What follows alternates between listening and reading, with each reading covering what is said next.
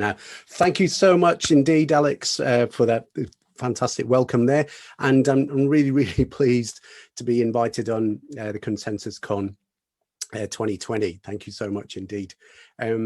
So this session it's time for the tech sales role mashup. So mashup's a really good kind of culturally now kind of word, mashing things up together. The question I'm posing then is, is the tech sales, pre-sales, sales engineer, customer success roles, are they actually evolving all into the same role with a largely oversetting kind of skill set? Some of you might have an opinion on that already. Some of you, I've talked to a lot of people, might already be seeing that happening right in front of you, and certainly in in very small kind of partners and value-added resellers and startups. There is no such thing as these separate roles. It's all the same thing. So let's kind of move on to why should you listen to me? So very quick, let's move on to this, which is I've kind of been a long career, especially in pre-sales, so technical pre-sales, sales engineer, about 30 years. Actually, I tell people I've been doing it more than half my life, which is that's quite frightening actually, isn't it? So I spent the early part of my career in various kind of enterprise tech companies, small ones, partners, that kind of thing, with a kind of engineering manufacturing background. The big thing, I think, that catapulted my career was joining SAP for 11 years. Early part of that was building partner materials, educating on pre-sales and also kind of sales skills. In fact, that curriculum, I think, is at about 10,000 people gone through it. So based on the materials that I kind of wrote for that, so that was quite something.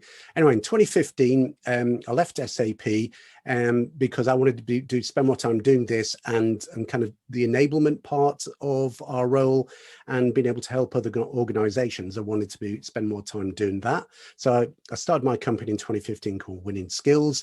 And at the beginning, I had a relationship with a company called 2Win, kind of looking at demonstration skills. I had a little kind of, I'll call it a little 1 year kind of side venture where I went to work for Oracle, doing a very similar role as to what I was doing at SAP.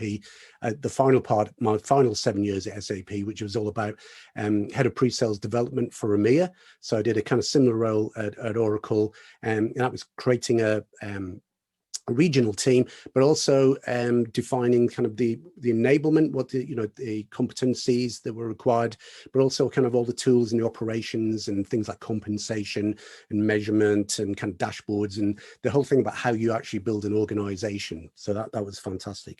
So these days, the kind of people I work with so I've written courses for Adobe. I've probably hundreds of Microsoft people, Snow, Conga, Deloitte, teach demonstration skills to Deloitte. That was only in the last week or so. And as Alex said as well, I have a role as Chief Strategy Officer for Avnio, which is an AI RFP company, which are really interesting, and also have a relationship with Consensus that I should declare before anyone else finds out about it. So let's get straight to what is this actually about. So at the moment now, most people would define sales, pre-sales and customer success as separate roles, kind of in a way rightly, because they're measured quite differently, aren't they? Salespeople are definitely commission kind of focused. They'll have a kind of, a base and a target. Customer success, it's all about kind of retention and expansion.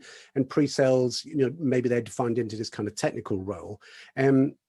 And I presented this back in May of this year, it feels like years ago, at DemoFest 2020, which our Consensus colleagues have still got all the recordings up from those sessions. And I finished the session that I did because I was talking about how the role of pre-sales is going to evolve into the future. But I kind of finished that session by really presenting this slide here, which was how sales, pre-sales and customer success that I saw in the future doing this, which is kind of morphing together. So look at, there you go. Oh, actually, this actually does work. doing these kind of things. There we go. These roles actually morphing together, so that they're not quite completely overlapped. There's still different kind of measurements and incentives around them, but actually the skill set that's involved in it, and especially in the B2B enterprise world, is getting closer and closer. But I didn't provide any evidence of it. I just it was an idea, threw it out there, and this session is really, I'm now going to provide some evidence, or hopefully some evidence, that actually this is what's happening. And this is based on a lot of people's conversations, people who came up, talked to me after the event and said, I'm seeing that, or I'm not seeing that, or we're on a journey towards this, or I don't agree with it, which is, and I love conversations like that, because you learn so much from it, from people having different perspectives. So, so the point of this is, can I convince you, or at least open your mind to the fact that the blurring of these roles, it's already happening. One of my proof points a little later on is going to be that I'm going to pick a Salesforce customer success director, and I will prove to you that at least 80 to 85% of that role looks exactly like a pre-sales person. Okay, it's the language, the job spec is put in, what they're looking for, the skill sets, the kind of professional soft skills. It's kind of the same thing. And also I'm going to try and prove to you that the future of sales is kind of moving away from actually being sales as it is, to more consultative, to drawing on some of the kind of the big books, the big kind of sales theories that have come in the last probably 30 years, and also drawing on Garen. And if you've been to the kind of opening session, you'll know who Garen, CEO of Consensus, drawing on Garen's latest book. So there's always a connection with Consensus there, and using that as a piece of source material as well. So the future about sales is consultative, and I'm going to define what A players are within that, and hopefully show you that they need to develop almost the same skill set as well. So the way to start all of this story, in the same way that I kind of started this story at kind of Demo Fest, is just going off, having a little discussion about Pac-Man. And buying beds, which is, why is this all happening? We're at the morphing of roles. So it's not just about technology, SaaS, subscription, consumption economy. It's also behavior of buyers that's really driving this as well. So Pac-Man, if you don't know what it is, a computer game from the kind of 80s, early 1980s. I remember playing it very well. If you've never seen it before, the game is, you're the kind of yellow pizza looking thing, and you've got like a joystick, and you've got to move it around and eat the little kind of yellow dots are pills. You've got to eat those and power-ups, and you have to avoid the 4 ghosts, multicolored ghosts, and they move around the maze as well. So your idea is to eat all of the pills and avoid all of the ghosts, and then you've cleared that level. And that's what Pac-Man was all about. That and Space Invaders, I think, was most of my pocket money in the early 1980s. So there you go. That's what I spent my money on anyway. But the story about this is, it helps us illustrate a story. I have a friend who went to go and buy a bed, and he went into a bed shop, and he was kind of walking around. So the beds, it's almost like this game here. It's like a maze of beds. And he was kind of walking around the beds, looking at them, kind of evaluating mattresses, that kind of thing. And he noticed at the corner of his eyes that salespeople were approaching him from kind of either side, almost like in a pincer movement. And he was trying to positively avoid any kind of salespeople, because that's not what he was there for. He just wanted to kind of look at beds and make his, do his own research, his own evaluation. So he told me, he said it was like playing Pac-Man. He was kind of trying to go around this maze of beds, trying to avoid the ghosts in the game, the salespeople making any contact with him, because he did not, under any circumstances, want to be sold to. But that behavior, that behavior is commonplace now, and it's a deeply ingrained consumer behavior. People just don't want to be sold to. They're more than willing to do their own research and evaluation, and especially online, and they want the materials to do that. They want the videos to do that, of course, the materials, they're more than willing to do that. But if you think about the last time you bought a bed, or like something like a fridge, I bet you didn't go into a store and ask the salesperson, say, what do you think I should buy? Yeah, I'm sure you didn't do that. You'll have researched it probably online, had a good idea what you wanted. You may have even bought online, or you may have gone to a physical store, but have already known, shortlisted it down to one or two, and you just wanted to physically touch. I think it's called showrooming. Perhaps have no intention of buying it in the store. You're still going to buy it online, but that's a deeply ingrained modern consumer behavior. But the thing is that's causing the change is that behavior is leaked into the business world. And as we'll see in a minute, that was spotted years and years ago, perhaps, from 2013 onwards, as when we look at the sales part of this session, the people didn't want to be sold to. They're quite happy to spend 2/3, 3/4 of the sales cycle doing their own research. So business to business enterprise sales cycles. In fact, we're almost to a point now we've got to stop calling it sales cycle. It's a buyer journey. And that also changes the role of selling, the role of the commercial role inside, making those buyer journeys as well. Okay, so what I'm going to do then is, it's quite a simple roadmap. It's probably the simplest one. First of all, we'll look at pre-sales. Hopefully I don't need too much evidence with that. Then we're going to look at sales. Why does that look like the similar role? And then perhaps slightly easier one for me, because I've got some very definite proof. We're then going to look at customer success. So we're doing timing-wise. So let's do the first one, which hopefully most of you on this call are probably from a pre-sales background, or if you're not, you're kind of familiar with that kind of like technology focused selling mode. So this is something I've used for a long while. This is my kind of perfect pre-sales skill set model, and it goes 1/3, 1/3, 1/3. And please let me explain it, because it does cause some arguments. So a perfect pre-sales person has got to get at least 1/3 of the skill set is the technology. You have to know it inside out.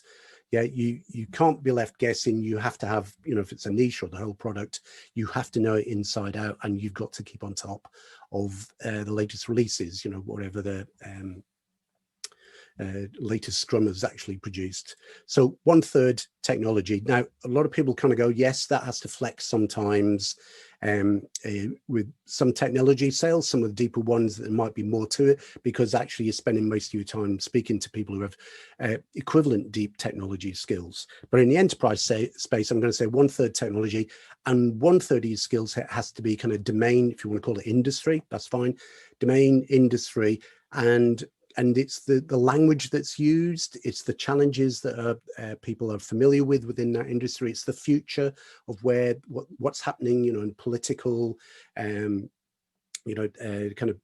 governmental, what's happening in that industry, but also be able to articulate things in what's the value that they would want from that, how do they talk about outcomes, how is success, all of these things are all interrelated, because before a sale is made, right at the beginning, the success is, maybe 1 year down the line, 6 months down the line after the sale. That's how they will articulate success. The outcomes and the value is success. We're just using a different word at different stages of the sales cycle. And the final 1/3 is people and communication skills. None of this is any good unless you can communicate. You can build rapport with people. You can be credible. Credibility can be built all the way from kind of LinkedIn profile onwards. And I'm also going to cheat a little bit and say, around the outside of this model, the 1/3, 1/3, 1/3, there's also each role, but certainly pre-sales, you need commercial acumen. You need to understand you're not there as a trainer. You're there. Anything you do is about moving the commercial process along. Passion. If you don't have passion, no one else will be. Creativity, agility, lifelong learning, all of these are in there. You might also add some other kind of specific kind of professional skills. So you've got to be quite good at storytelling these days, and things like objection handling, which is an interesting overlap with negotiation skills, and this core ability to be seen by the client as an influencer and a thought leader. And that was one of my big arguments for the session I did earlier in the year. And people skills, that also include, being an engaging communicator, someone that, that you can communicate across this kind of virtual remote, medium, is that you're still engaging. People still want to kind of watch and listen and be engaged by what you're saying. So being able to build, beam credibility and trust, and building rapport as well. So that's, I wasn't going to spend much more time on pre-sales. Hopefully a lot of you would nod your head and go, yep, that kind of looks about right. What a perfect pre-sales skill set should actually look like. So I would hope you're going to allow me to just tick that one off. Let's spend a little bit more time now looking at sales and customer success. So I kind of thought, what should I look at to kind of try and prove where sales is going? And I thought, let's go back to the biggest change, I suppose, has been in selling in the last 30 years. So that's a quote from someone else. So we had maybe 30 years ago with solution selling and challenger sale, which is kind of, they go to the challenger sale, the original book was 2013. Gosh, that's 7 years ago now. Wow. Okay. And then the follow up was 2 years later, the challenger customer in 2015, those two books. If any of you have done challenger there, and many people have, especially salespeople, this has been the ideas or the training of it has, especially in enterprise technology companies, has been widely spread. And if you've been on any of the courses, you'll know what teach, tailor, take control is all about, and what the nail is as regards what a pipeline should look like. Going back to, because this is consensus, one of the wonderful things, so some time ago, Consensus did a paper called 9 Takeaways from the Challenger Customer. And they must have set themselves a challenge, which was, in one sentence, can you summarize what the Challenger Customer is all about? And that's what that sentence is there. To win today, you must equip challengers inside the customer organization with the insights and tools they need to drive buying consensus. So that's what it's about. But if you dig into, also, actually, by the way, it's worth talking about some of the other things that were a big, when this came out, some of the other things that were quite shocking, which was the research. So the original research from coming from kind of 2013 into 2015 was that there are 5.4 buyers, stakeholders in a B2B purchase. And that was a story about the fact that, that you don't just sell to one person anymore, it's a consensus buy. By 2016, that became 6.8. And 2 years ago, it's now called Challenger Inc. because Challenger was originally written by people at CEB. That was bought by Gartner, and by 2018, it was bought by Marlin Equity Partners, and it's now called Challenger Inc. So 2018, they redid some of the research, and they found it's now 10.2 buyers or stakeholders in a decision. So, so enterprise companies, it truly is a consensus buying thing these days. But what I want to draw out of this, though, is the other thing that the Challenger is about is the skills that salespeople now need. So they now need to be able to educate, to create commercial insights. So that's basically, how does technology create business outcomes? They need to understand their company's differentiators, and they need, highly developed kind of influencing and people skills. So I thought, you know what, that on its own, that's really interesting, isn't it? Technology creates buying outcomes. A salesperson in a challenger environment does need to be advised. They do need to ramp up their skills. They do need to understand more about the technology and the business outcomes it creates, and they need to really improve their communication techniques. So that's interesting already. Tick, tick, tick. That's getting a bit like a pre-sales person, isn't it? As a slight aside at this point, by the way, is Challenger, when it all happened, if you've ever been part of a course, it seemed to be all pervasive. Like no one could kind of doubt it. It was almost like a religion, almost. Sorry for that, but the Challenger, it's absolutely right. We've all invested money in it. That's how we're actually going to do things. But there have been detractors. So if anyone follows someone called Brian G. Burns, so he's host of a thing called The Brutal Truth about sales and sales leadership show, but he does these tiny little video things, kind of like 60-second video things on LinkedIn. I mean, you may follow him. He's got 197,000 followers on LinkedIn, so there's a chance you may have heard of him. I think it was about a year or two ago, he did a really brutal takedown of Challenger selling and its authors. really kind of digging into, where did all this research come from? Is it right? Why hasn't anyone challenged the challenger? And he says of its authors, they didn't really have any experience of selling, and Challenger was never, in the research phase, was never tested on large enterprise accounts. So it's always worth kind of looking at our different viewpoints about Challenger. One of the things I've seen with Challenger as well is that you might start off with Challenger, but people seem to sneak back into solution selling later in the sale, especially in large enterprise sales. But there's a message I wanted to pull out of this, which was be able to do Challenger, salespeople needed to up their game, and like I said, be able to educate, create commercial insights, super important, and that's about technology, creating business outcomes. So if we wind forward a couple of years after the two Challenger books, we moved to this book, one of my favorite books. Again, I can't believe it's 3 years old. And what a piece of clickbait for a book title. So this is Graham Hawkins.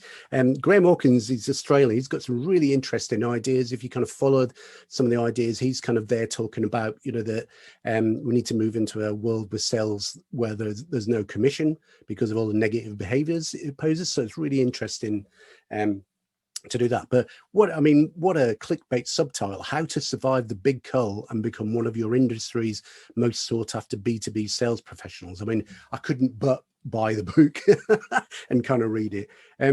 2017, people were already, Salesforce is what, 20 years old? Is it kind of now, so many authors, lots of people have already seen the rise of subscription and consumption and self-service economy. It was kind of easy to predict where all this was kind of going, and starting to see these consumer behaviors leaking into the business world that I've talked about kind of before, and just the amount of change it was creating. So, self-service, product-led growth, subscription models, and one of the points of the book was really the shocking statistic that it was estimated that in the 3 years up till 2020, that 20% of the 4.5 million B2B sales jobs in the USA would be lost. And that actually works out about 1 million jobs. And I would say with COVID-19, that may have even accelerated that. And also it's a really great book because it talks about how selling hasn't really changed in the last 130 years. Because it's 1884 that the first sales methodology, which was the NCR, National Cash Register sales methodology, was invented.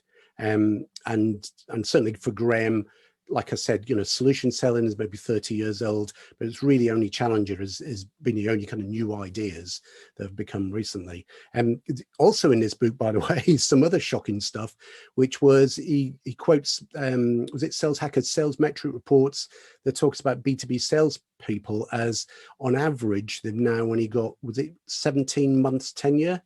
So they only stay for 17 months, and less than 5% of all salespeople will stay on board for more than 3 years. So, so sales, especially B2B technology, is defined by an awful lot of churn. But the main point with the book really was that if you wanted to survive, you needed to turn into an A player. And the thing that for me was important was what he defined what an A player was, and deep domain specialization and insight. So there's a common story here with kind of Challenger and, this overlap with pre-sales people who kind of need, the technology, but also need to understand the outcomes that it creates in the domain, and be able to talk about, the industry specialization and the domain.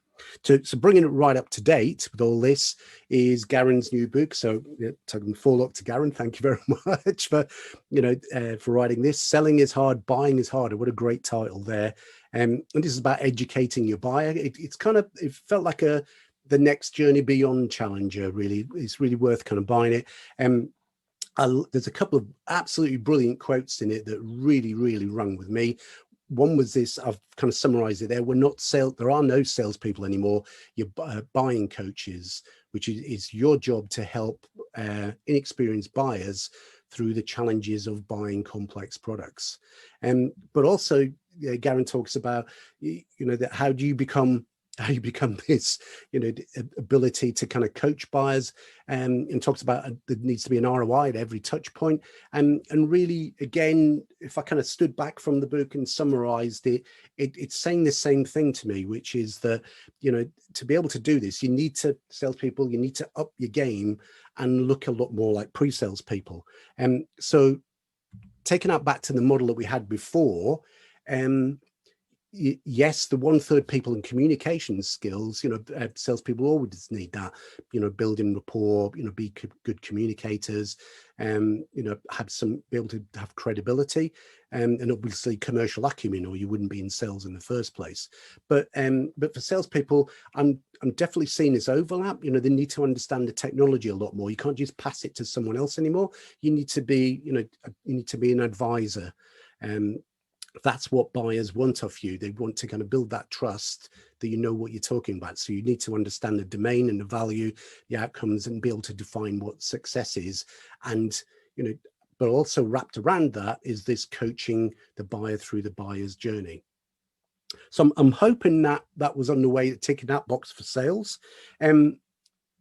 So the last one is customer success. So I did something very different for customer success, which is I basically went to LinkedIn and I dialed up, I think I went to Salesforce's job board and I dialed up, let's look for a customer success manager level or director level, and let's just go and examine what the job spec actually looks like. Because, if you've got to point at one company and say these people understand what customer success is, you'd have to say Salesforce. Was it something like 85% plus of their revenue is all from retention and expansion? It's all annual recurring revenue, and that's what the business is all about.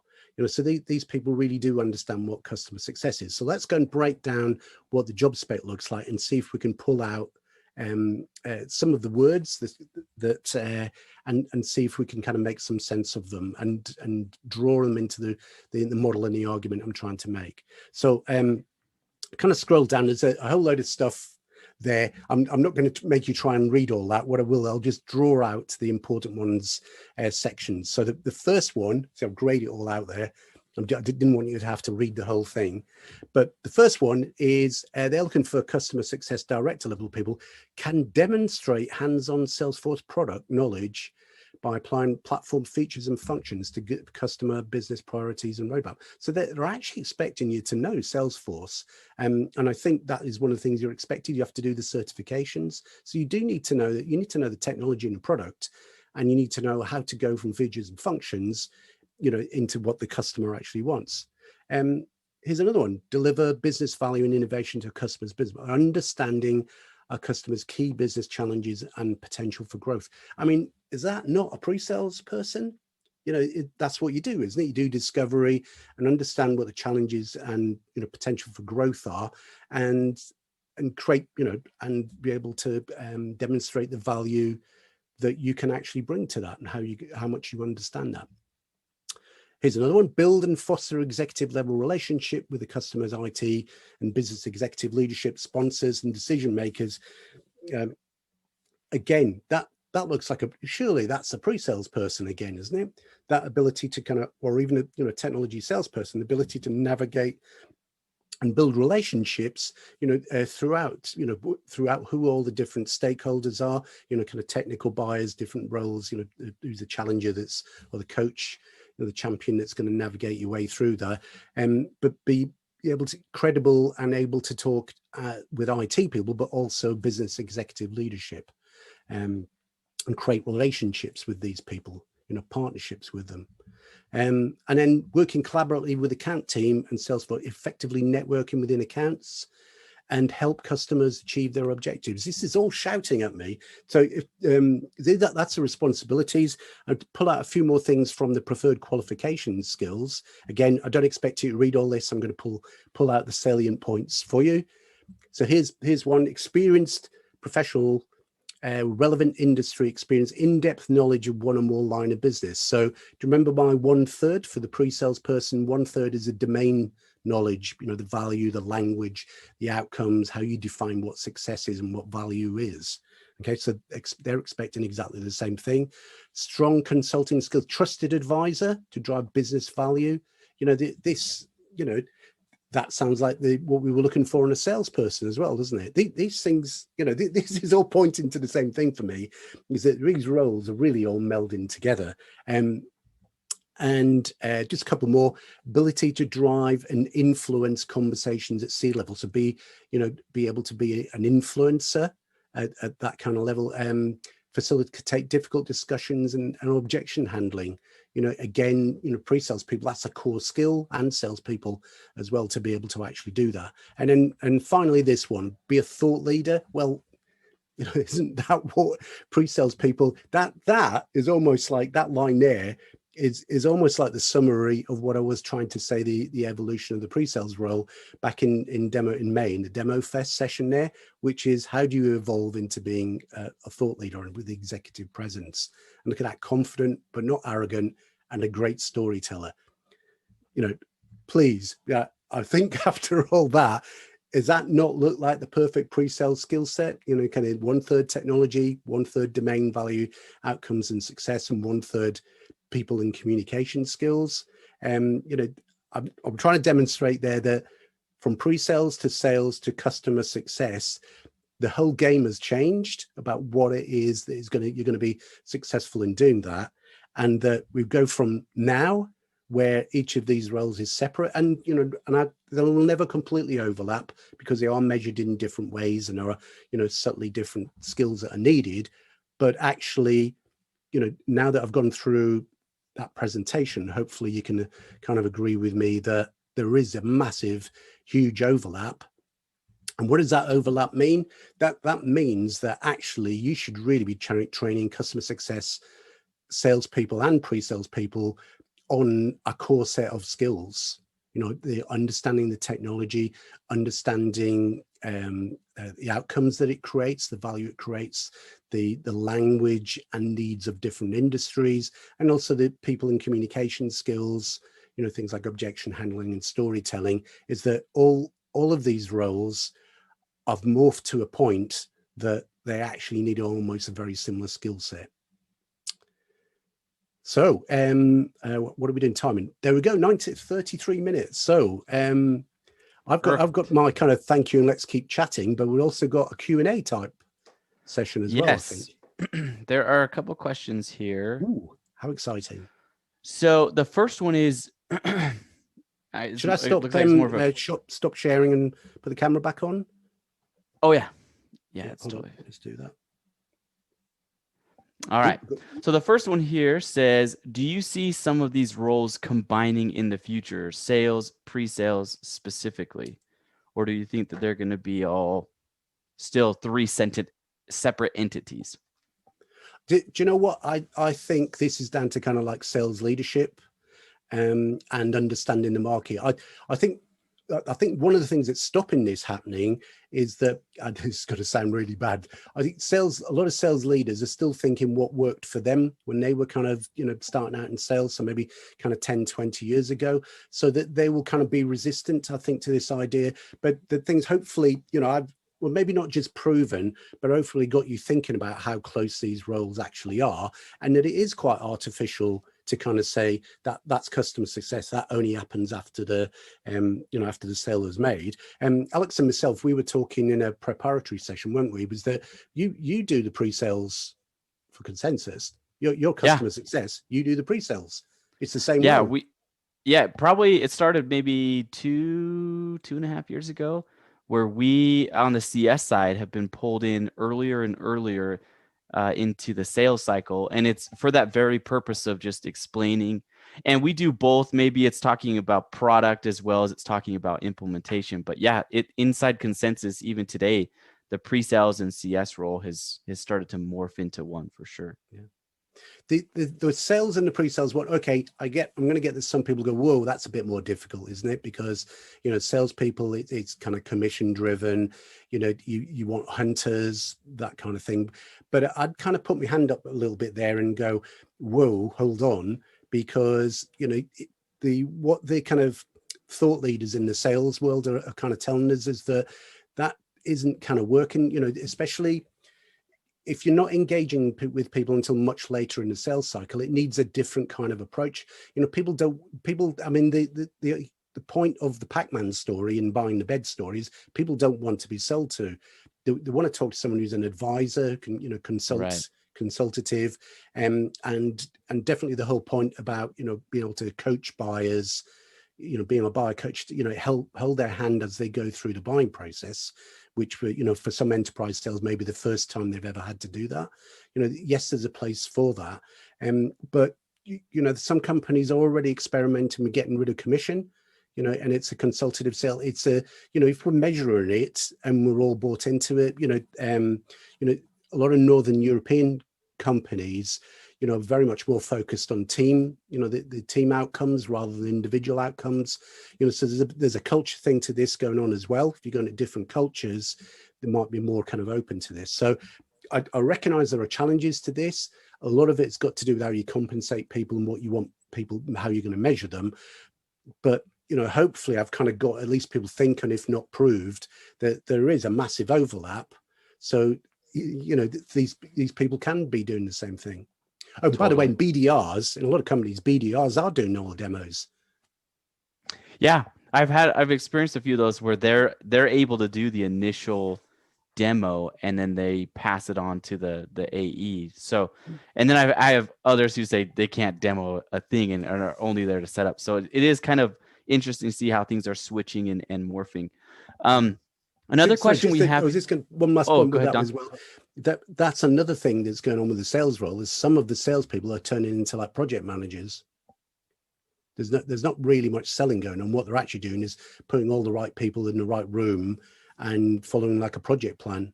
And that's an interesting evolution of the role. Yeah, an architect putting it all together. This question is, it's going back to your slide on the perfect pre-sale skill set. They said of the 3 different sections on that pie chart for a pre-sales rep, what do you think is the most valuable of those skills to have between technology, outcome successes, and then people communications? And what is the hardest to develop? Ooh, that's a really good one. So I hope you don't mind me saying on my website, I've got a 7-minute video. Yeah, on if you go winningskills.co.uk, I've got a 7-minute video that actually exactly that point. I take that pie chart and strip it all the way back down. But the quick answer to that is that usually it's impossible to find someone who's got 1/3, 1/3, 1/3. It just doesn't happen. If you do have those people in the company, they're the ones that are kind of like 120% over resourced. You know, there's, you know, the workhorses. if you do have that, so you can't normally recruit people like that. It is interesting because so I used to kind of say, do you know what? If you can't get someone with all 3, we'd aim for 2 out of the 3. And the 2 that are hardest to create is going to be kind of the people skills, communication skills, and probably the industry and the value and the knowledge. It's more not just knowing the words, it's the credibility. Yeah. And the easiest one normally now, and I've got to say normally because there are differences, you know, if you're doing some kind of, you know, deep full stack kind of tech thing, you need to know your apps, you know, it's not just 1/3, it's going to be much, much bigger, you know, the technical focus that you're going to need. But normally in most companies, the tech is the easiest thing to train. And the reason is because you haven't to train your customers anyway. So you're normally pretty good at training the tech.